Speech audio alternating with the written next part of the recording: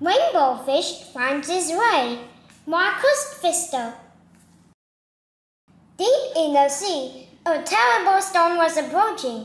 Nearly all of Rainbow Fish's friends had taken shelter in their protective cave. Only the little striped fish and Rainbow Fish were still swimming about. "Come on," the little striped fish said. "We have to go back to the others. We're only safe from the storm if we're in the cave." "You go on ahead," Rainbow Fish said.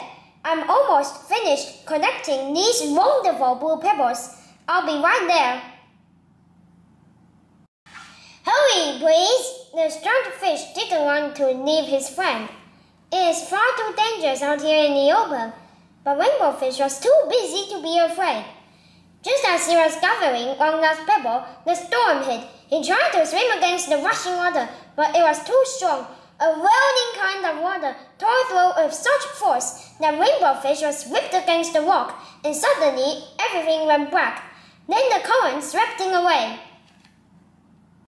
When he could finally see again, the storm was over. Dazed, he looked around. The water was so cloudy that he couldn't see the face of any of his friends. As the water cleared, he realized that it wasn't just the water. He had no idea where he was. Suddenly, Rainbow Fish backed into something prickly. "Ouch! Watch where you're swimming!" grumbled a voice. Rainbow Fish looked to see what spoke. It was a spiky pufferfish, hidden among some water cactus. "My, oh my, who have we here? I've never seen you in these parts before." "That's because I've never been here before," Rainbow Fish said. And he told how the storm had dragged him away from his friends. "Do you have any idea how I can find my way back?" Rainbow Fish asked. "My friends all have a glittering silver scale like this one." "A glitter squirrel," said the pufferfish. "How unique." "But no, I have no idea. Never seen a scale like that in my life. What if I take you to my friend, the scallop? She gets around more than I do. Maybe she can help you." The scallop listened calmly to the problem. She thought for a long time, cleared her throat, and finally said, "The only school of fish around here is a school of striped fish, but there's not a glittering scale among them." "Striped fish?" Rainbow Fish perked up. "One of my friends is a striped fish." "Well then," said the scallop, "I'll take you to them." "Excuse me for asking," said Rainbow Fish, "but how can you take me there? You don't have fins to swim with." "Just you watch," the scallop suppressed a smile. Before Rainbow Fish knew what was happening, the scallop was on her way. She snapped the two sides of her shell together and shot through the water as fast as Rainbow Fish could follow. "Here we are," the scallop said, sounding pleased with herself. Rainbow Fish looked around. They were in the middle of a strange undersea landscape. It reminded him of a limestone cave and made him a little nervous. "Excuse me," he said to the scallop, "but where are all the striped fish?" "Come on out, everybody," called the scallop. "He's harmless." Timidly, the striped fish began to appear. They had hidden themselves well. Now Rainbow Fish could see more and more of them. "But you're not green at all!" He looked at the fish with disappointment. "Now I'll never find my way home." "Green?" asked the striped fish. "You mean green with gold stripes, like our cousins?" "That's right," Rainbow Fish said, surprised. "Well, we know where to find them. We'll take you right over to their school," said the fish. From a distance, Rainbow Fish already recognized the school of green and gold striped fish. They looked exactly like his friend.